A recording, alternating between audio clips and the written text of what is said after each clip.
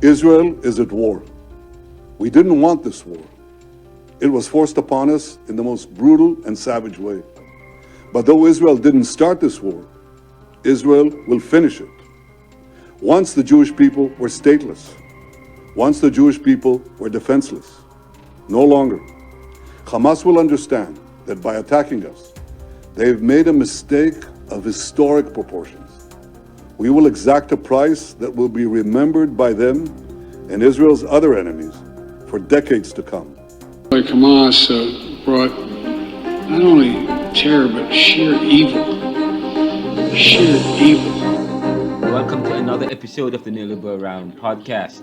This episode brings you news brief from our latest article in the NeoLiberal journals at the NeoLiberal Corporation's mobile magazine website, theneoliberal.com.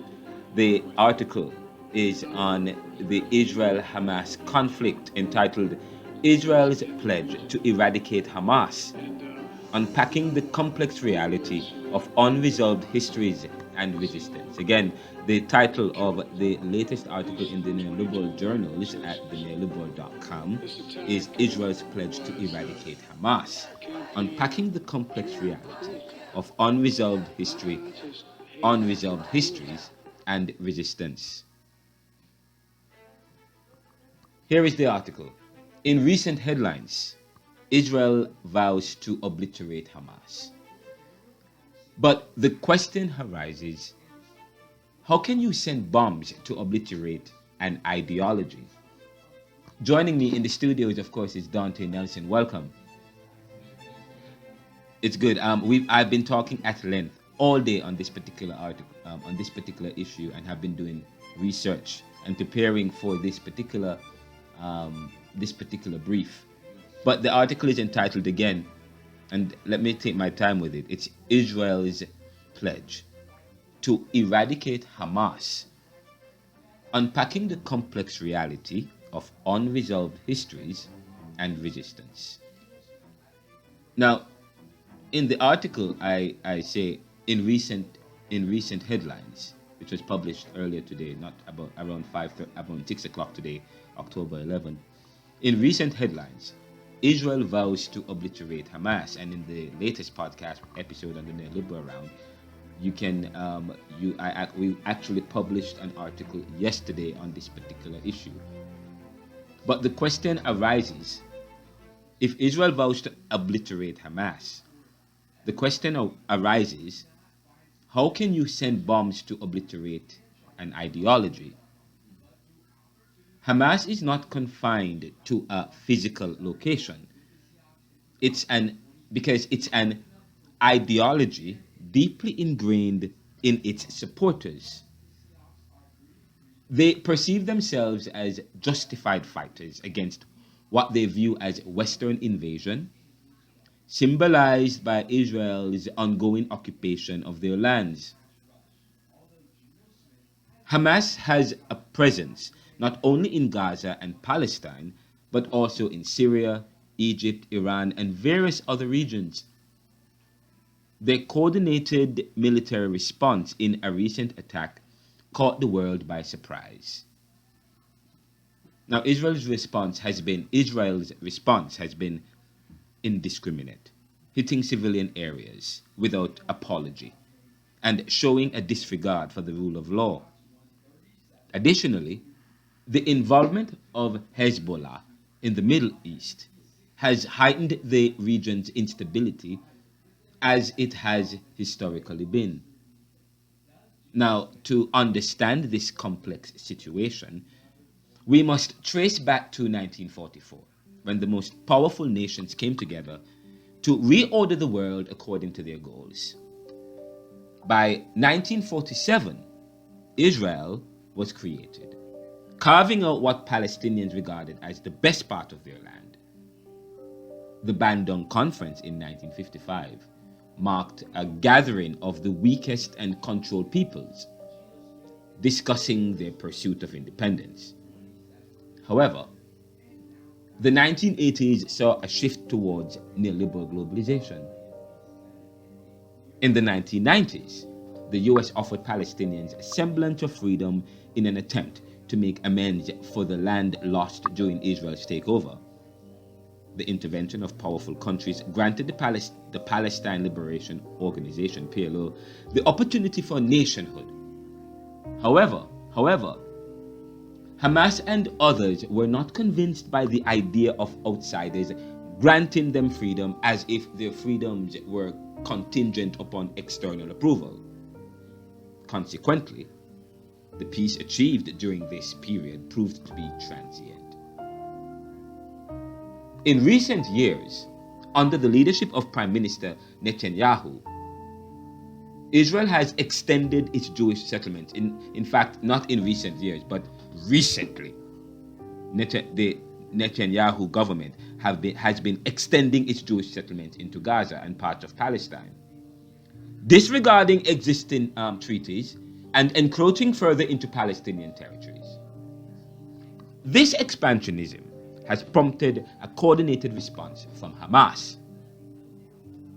Now, these intricate dynamics are explored in my book, Neoliberalism, Globalization, Income Inequality, Poverty and Resistance, and in my upcoming second book, Neoliberal Globalization, Reconsidered, Neo-Capitalism and the Death of Nations. You may also visit the lectures in Caribbean Thought via our YouTube or podcast channels exploring independence, freedoms, and resistance. These multifaceted issues continue to shape the conflict between Israel and Hamas, reminding us of the complexities of the Middle East and the ongoing quest for lasting peace. Now, there has been news regarding Harvard University. People have been criticizing Harvard University's administration for being lackadaisical in their response to some students or student groups who have expressed their opinion as it relates to this Israel-Hamas conflict. And in a sense, they have been a bit sympathetic towards the Palestinians. And people are coming out against that, calling it anti-Semitic, so on and so forth. And Harvard should speak out against it, so on and so forth. But the thing is, the president of Harvard responded saying that, the students are free to express their opinions. We live and that's the beauty about America. Okay, they are free to express their opinions. They are free to express their opinions. And the students, there are students who feel strongly about what is going on in Israel and around and in that particular region. And there are those people who have strong feelings about it. Earlier, I heard a congressman saying that they're going to make a parking lot into Palestine. That's the kind of language. But when you study the history of Palestine, you understand what is going on and how these people are willing to do any and everything to take back their land. And I've had a conversation with you about it. And the way in which we respond, we have to be it's a very complex issue what's going on in the Middle East. It resembles what's going on in South Africa where Europeans came and invaded parts of Africa and took over their land and created a whole nation. Yes. And not only that, created apartheid and killed off all the black people, and there was no response. Okay? So what solution did you come up with? I mean, as a result of resolving. And I think I'm telling you that some of the people who live in the region, like those in Hamas, they feel justified in their attack, in what they're doing now. Of course, I am against violence. There has to be a way in which but the thing is, what is so complex about this issue? And I'm going to read a poem. I'm not going to respond. I'm not going to provide a response, a straightforward and a direct response. I'm not going to, because I don't want to be called in either way or the other way, because people have a tendency. You are free to. Earlier, the congressman said, the same congressman who said, "Oh, we're going to flatten Palestine." It's the same congressman that said, "People are free to say whatever they want to say." But that's not true. You're free to say whatever you want to say, depending on what you're saying. Okay, depending on what you're saying. Because if you speak against, if you are too sympathetic towards Palestinians, or if you based on the history that we know about, okay, then you're branded as anti-Semitic. Okay, but it's okay to say you're gonna flatten the Palestine. That's fine. That's okay. You know what I mean? But I'm not going to respond one way or the other. Okay, I will tell you, yes, I'm against violence, but I'm going to say to you, the particular issue right now going on that's happening in Iran, in Gaza, is a very complex issue. It's complex. And if you were following my article just now, you would understand what I'm talking about. And in fact, you won't even understand it until I read the poem. I wrote a poem earlier, which is going to be part of the new book, but The title of the poem. Oh, okay, I can give you the title of the poem, actually. The title of the poem, I'm American, say poem. Yes, poem.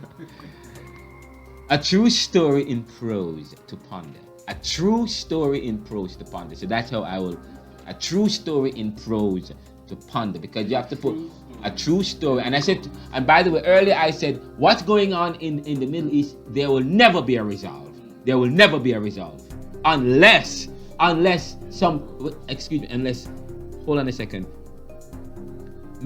Whatever peace you can broker in the Middle East,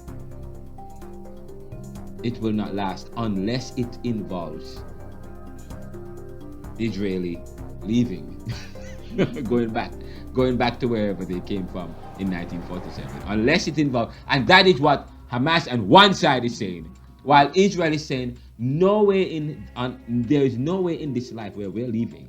Okay, in fact, this land is our land from 4,000 years ago, or whatever the case might be. That was our land. Okay, all right. So there is this antagonism. Okay, because they're saying, well, that is our land, and so the issue become an issue of property.